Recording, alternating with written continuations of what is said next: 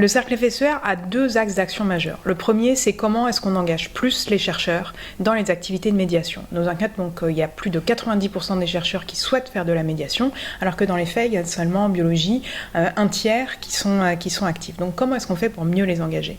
Et notre deuxième axe, c'est vraiment de sensibiliser le jeune public aux problématiques de la recherche, dans la perspective du fait que la recherche, ça donne des outils conceptuels, le raisonnement scientifique, pour lutter contre la désinformation, qu'est-ce que c'est que la différence entre la connaissance et la croyance.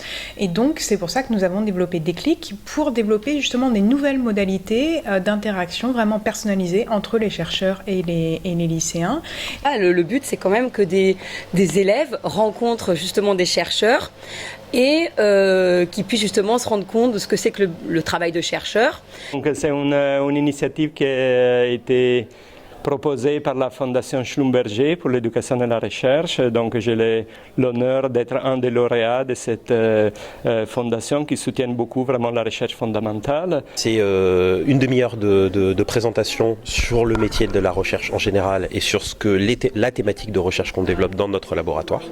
Et après, c'est 1h30 d'échange permanent avec les étudiants lycéens dans le cadre d'un speed meeting qui nous permet de répondre à toutes leurs questions. Nous-mêmes de nous intéresser à ce en quoi eux ils se destinent dans le futur et essayer de leur apporter le maximum de conseils pour leur démarche future dans leur vie. Alors un speed meeting, ça va être une rencontre entre un personnel de recherche et 4 à 5 lycéens pendant 12 minutes. Ensuite, il y a une cloche qui retentit, qui est tenue par les enseignants. Et passé les 12 minutes, en fait, le chercheur, enfin le personnel de recherche change de table et est face à 4 ou 5 nouveaux lycéens qui vont aussi poser des questions. Et comme ça, chaque élève va rencontrer 7 personnels de recherche différents. C'est très intéressant d'avoir une opportunité comme ça de rencontrer des chercheurs. Pour les élèves, en général, le monde de la recherche, c'est quand même quelque chose qui est très éloigné pour eux, surtout pour des élèves qui sont en section scientifique, donc qui sont amenés à potentiellement à travailler dans ce domaine. C'est la première fois que je vois des vrais chercheurs un vrai laboratoire comme ça de chercheurs, différents métiers de la recherche. Et donc on a pu leur poser des questions sur comment se déroulait leur recherche, leur métier, s'il y avait différents métiers dans leur corps, si chacun était spécialisé dans quelque chose. Vu que là on doit choisir les études qu'on doit faire et qu'on n'est pas encore tout à fait sûr de ce qu'on veut, c'est super intéressant. C'est vrai que j'avais jamais considéré la recherche et là comment ils me l'ont présenté, ça donne quand même un peu envie. C'est extrêmement enrichissant, surtout qu'en fait c'est la deuxième fois qu'ils organisent cela. En seconde, on avait aussi rencontré des chercheurs.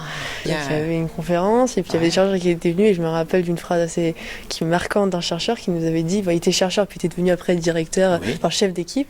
Il nous avait dit que les moments de bonheur sont profonds mais fugitifs. Parce que quand on fait une découverte, c'est assez dingue, on est très content, mais puis ça va vite. Il faut tout de suite se remettre sur un autre projet.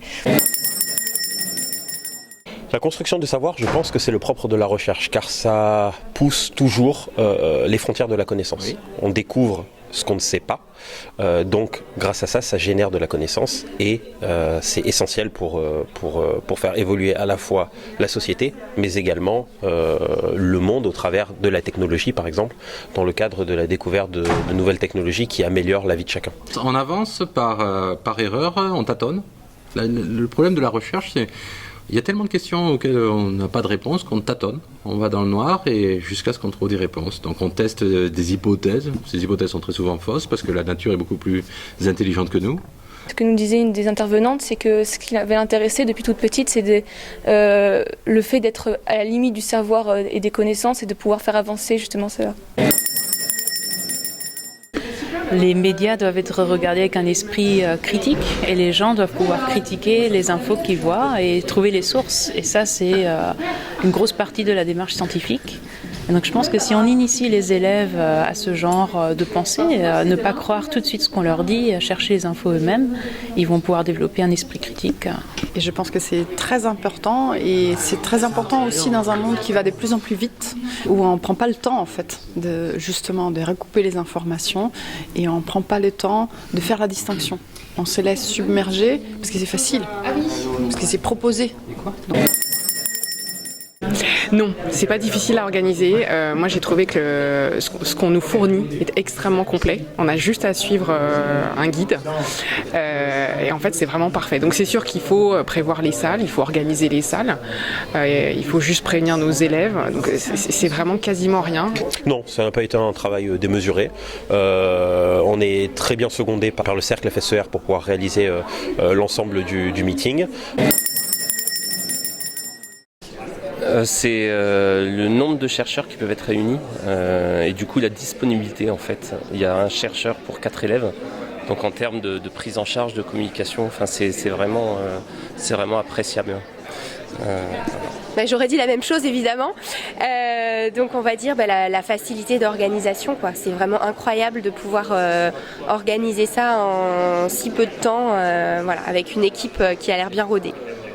Donc de venir parler comme ça aux lycéens, ça permet vraiment de retrouver cette étoile un peu dans les yeux des gens et vraiment nous de prendre du recul par rapport à ce qu'on fait. Comme là j'ai amené une poupée et j'ai résumé 4 ans de ma vie avec une poupée. Donc c'est pour ça que c'est très utile. Ces étoiles, vous les avez vues dans les yeux des lycéens ? Oui, je les ai vues et j'ai vu peut-être la naissance de nouvelles étoiles. Certains ont dit qu'ils voulaient faire de la recherche, etc. Donc c'était important. Alors je crois que les deux étaient ravis, que ce soit les enseignants ou les élèves, tout le monde a été ravi par cette opération. Les enseignants parce que effectivement ça a permis d'élargir et c'est rentré dans le cadre d'ailleurs du travail sur l'orientation des élèves, sur le parcours d'orientation des élèves. Ça a permis aux élèves vraiment d'avoir une vision très pragmatique de ce qu'était le métier de chercheur. Les élèves étaient aussi ravis parce qu'ils ont pu rencontrer des chercheurs pour de vrai et puis surtout leur poser toutes les questions qu'ils avaient à poser et donc ça leur a beaucoup plu cette partie-là de rencontrer plusieurs chercheurs. Il y avait une chose que nous avons beaucoup aimé, c'est que dans les chercheurs présents, il y avait des chercheurs anglophones qui ne parlaient pas du tout français. Donc ça a aussi permis de montrer aux élèves scientifiques, pour qui les matières littéraires ou linguistiques sont des fois secondaires, que l'anglais et les langues vivantes étaient quand même particulièrement importants, y compris dans les carrières scientifiques de recherche. J'ai vu passer un tweet d'Héloïse Dufour qui annonçait l'événement. Événement dont on n'avait absolument pas entendu parler. Je me suis un peu plus renseignée et à partir de là, on a postulé pour participer à l'opération Déclic cette année et notre candidature a été retenue et donc on a pu mettre ça en place dans l'établissement.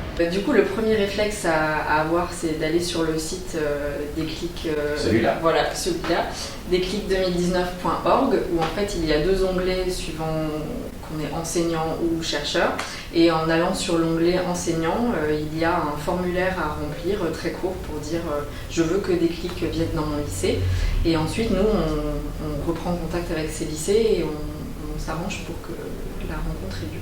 Et à la rentrée, on va valider les créneaux avec les lycées, donc avec les enseignants une fois qu'ils auront leur emploi du temps. Et on lancera une grande campagne de recrutement des ambassadeurs. Ça veut dire que n'importe quel chercheur, n'importe quel postdoc, doctorant, ingénieur, technicien, tout personnel de recherche peut venir s'inscrire aussi sur le site internet. Quelle que soit sa discipline. Tout à fait, quelle que soit la discipline, que ce soit les sciences comme la biologie, la physique, la chimie et les sciences humaines. Dès que j'ai envoyé un email au laboratoire, en l'espace de peut-être 1 heure, j'ai eu tout le monde qui a répondu oui. Donc aucun problème. J'ai un laboratoire de type international, donc j'ai sélectionné bien sûr des étudiants et ou ingénieurs français, parce que je pensais quand même que l'appréhension de la langue était quand même important. Donc, mais au final, je me suis aperçu que dans le groupe, il y avait également une jeune personne qui venait des Pays-Bas, et ça s'est très bien passé également. Donc, vous recommencerez ? Je recommencerai, oui, sans hésitation. Je pense qu'on va repostuler. J'en ai discuté il n'y a pas très longtemps avec les enseignants qui sont effectivement tout à fait partantes pour recommencer l'opération cette année.